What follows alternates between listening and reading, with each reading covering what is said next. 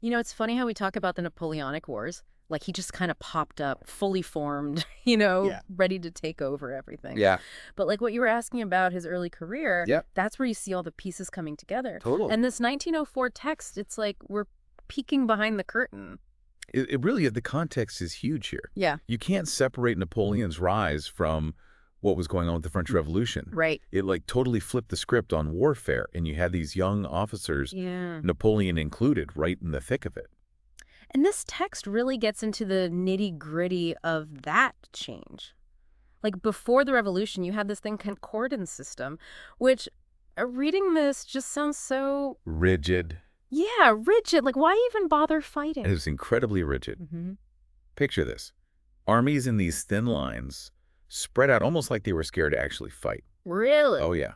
The Yeah. goal was more about controlling territory, just holding it passively, Yeah. not actually going for the win. Which, okay, I guess that makes sense for the old monarchies trying to hold on to what they had. Exactly. But the revolution, Yes. that just screams for something totally different. Exactly. You see this surge of energy, this need for change. Mm. And the text points out one of the biggest shifts is the emergence of half brigades. Half brigades. Yeah, so now to us, combining infantry, cavalry, artillery into one unit might seem like a no-brainer. Well, yeah, I mean, mix it up, right? Different fighting styles work better together. Right. But back then, this was revolutionary. It was a huge step away from those specialized units, Yeah. toward a more flexible, adaptable fighting force. It's like they finally realized, hey, teamwork makes the dream work. Laughs, basically.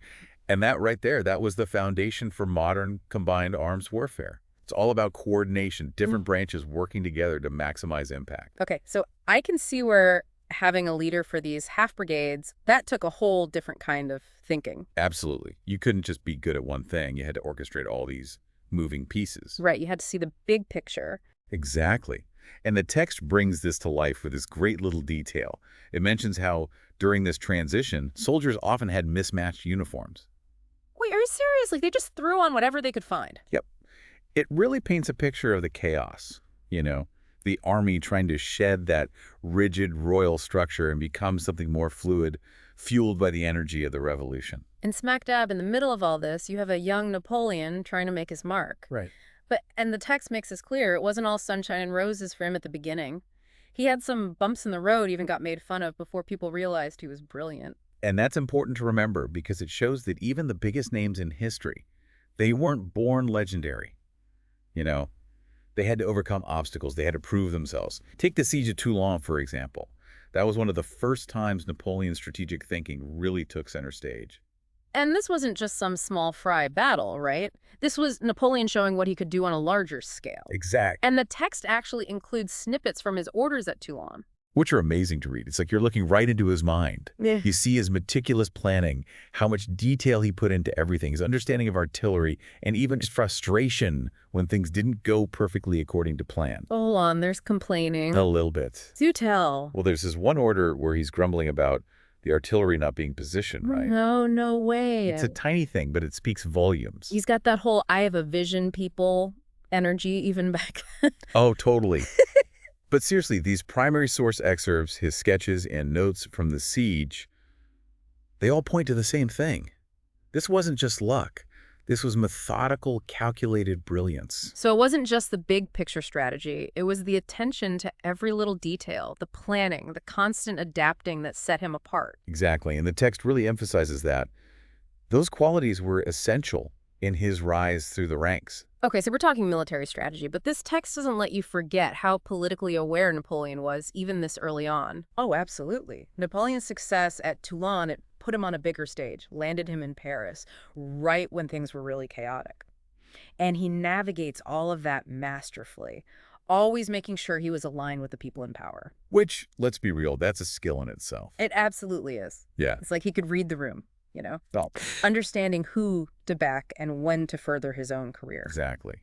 And that leads us right to 13 Vendémiaire, where, as our text so dramatically puts it, Napoleon uses a whiff of grape shot to put down a revolt against the government. Talk about making a statement. That wasn't just him winning a fight. It was him showing everyone he could be tough, decisive when he had to be. No kidding. That's a reputation builder for sure. Right. And the text really digs into this idea of military skill and political smarts all rolled into one. Right. Like you can't have one without the other. Exactly. Hmm. And that's ultimately what lands him in command of the Army of Italy, his very first major command. Which cue the dramatic music, because this is where things really get going. The Italian campaign. It's like textbook Napoleon strategic thinking speed maneuver. Our text really breaks it down. It does. And you know what's interesting? It challenges this whole idea of Napoleon as this untouchable genius. Wait, really? I know, right? We always think of him just crushing it. But in Italy, he was constantly outmatched by the Austrians. Get out. I always pictured him rolling in with the bigger army, steamrolling everyone. Not quite yet. At this point, it's all about outsmarting them, outmaneuvering them. The text does a great job of laying this out with all these specific battles, Montanute, Millesimo, Lodi, each one showing a different side of his strategy. Okay, so break it down for me. What made his approach so unique? It comes down to this. He knew speed and maneuver weren't just about being fast. It was about messing with the enemy's game plan, making them react to him instead of the other way around. He's always one step ahead. Exactly. Like at Montanute, he splits his forces, which is super risky to take on a bigger Austrian force piece by piece. Wow, bold move. Right. And then at Millesimo, he exploits gaps in their lines. Again, using speed and the element of surprise to snag the victory. He's like playing 4D chess while they're stuck on checkers. Laughs. That's a great way to put it. He's thinking multiple moves ahead, anticipating every counter move, always searching for that unexpected angle. And our text doesn't miss a beat with this. There's this one part where it talks about him targeting supply lines, cutting off communication, just completely throwing the enemy off their game mentally. Oh, for sure. Psychological warfare at its finest. And we see it again at Lodi.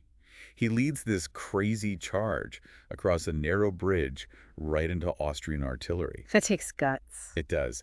And even though it wasn't as strategically important as some of his other victories, it became this symbol of his bravery and determination. Oh, yeah. And wasn't there that famous speech he gave before the battle? The one where he's like, yeah, you're scared, but think of the glory. Classic Napoleon. Exactly. He knew how to rally his troops, give them something to believe in, especially when you're asking them to face something as terrifying as war. He was a master at tapping into that. But the text brings up an interesting point. Even with all the brilliance and charisma, there's always another side to the story.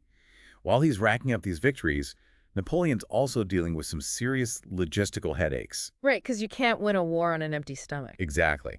The text gets into his constant struggle for supplies, keeping his troops disciplined and motivated when they're exhausted and hungry. It shows a Napoleon who, despite his growing fame, is still very much human, dealing with the realities of 18th century warfare. It makes you realize he wasn't some superhuman right. He had to deal with the same limitations as everyone else. Oh, absolutely. And the text doesn't shy away from showing his frustration with all of this. Yeah. There are parts where he's venting about his superiors in Paris, calling them incompetent, even corrupt. Pretty serious, complaining about bureaucracy even back then. Some things never change. I know, right? But it's these challenges that shape him. The text paints a picture of a Napoleon who's constantly learning, adapting, maybe even becoming more ruthless and determined when faced with adversity. It's like those early wins in Italy weren't just about conquering land. It was Napoleon testing his own limits, refining his ideas about leadership, about power. Almost like he was gearing up for something bigger. And that's the key takeaway here. Yeah. These early experiences, they lay the foundation for the Napoleon who eventually crowns himself emperor. Wow, so it's all connected. Right. But there's this underlying tension, too. The text hints at the darker side of his ambition, the ruthlessness that starts to emerge as his power grows. It makes you think, what can we really take away from someone like that? Someone so brilliant, but also so flawed. That's the million-dollar question. And it's something the text really wants us to grapple with as we dive deeper into the life of this complex and contradictory figure. So we've talked about Napoleon's strategic brilliance, his charisma, his ambition. Right. But we got to talk about the elephant in the room, too. Yeah. This is a guy who, as interesting as he is, Sure. he's not exactly someone to model yourself after. Right. So how does the text deal with that side of him? It doesn't try to sugarcoat it. Yeah. Even early on, you see this ruthlessness, this willingness to make really tough decisions, Yeah. especially when it came to solidifying his power or dealing with anyone he saw as a threat. Yeah. There's one part where he talks about crushing dissent like a thunderclap. Wow. Kind of chilling. Yeah, intense. So was that just how things were back then, or was it something deeper about him? That's the question, isn't it? Yeah. And the text, while it focuses on military history, it doesn't shy away from that complexity. Right. It points out Napoleon's frustration with incompetence, his almost obsessive need for control, even his temper sometimes. Sounds like he would have been a handful even before he was emperor. I can only imagine. Yeah. But there's this one passage I think really gets at this. Okay. It's a letter where Napoleon's analyzing his generals, their strengths and weaknesses. Okay. Interesting. What's fascinating is he's not just looking at their military skills. Yeah. He's dissecting their personalities, their leadership styles. So what was he trying to figure out? He talks about wanting generals who are lucky in their operations, who have the feeling for war. Okay. It shows how much he valued intuition, decisiveness, being able to make the right call under pressure. Interesting. But you also get this sense that he was looking for people who were like him. Trying to build a team that saw things his way. Exactly. And those who didn't measure up. The text doesn't hold back on his reactions, publicly berating officers, stripping them of command, even exiling them. Wow. It wasn't just about demanding the best. It was about being in control. So it seems like what we can learn from all this is complicated. It is. I mean, on the one hand, his strategic thinking, his drive, it's impressive. Definitely. But that same ambition could be really destructive. Exactly. And I think the real lesson isn't about trying to be Napoleon, but understanding that duality of leadership. That's a good point. You know, the text makes us consider, when does ambition go too far and become ruthlessness? When does efficiency turn into not caring about the human cost? Those are questions that are still relevant today in any field. Absolutely. It reminds us that even the brightest minds can do a lot of damage. That's a sobering thought. It is. And I think that's the most important thing we can take away from this deep dive. What's that? It's not just about celebrating Napoleon's accomplishments, but confronting the not-so-great parts of him and the choices he made. That's where the real learning happens, when we wrestle with those complexities. I like that, when we wrestle with those complexities. In this 1904 text, it really gave us a lot to think about. It did. We saw a legend in the making, but also those red flags about unchecked ambition. It's a good reminder that history isn't just about the past. It's a reflection of the present, too. Right. And maybe by understanding figures like Napoleon, we can navigate the challenges of leadership and power in our own time. Absolutely. Well said.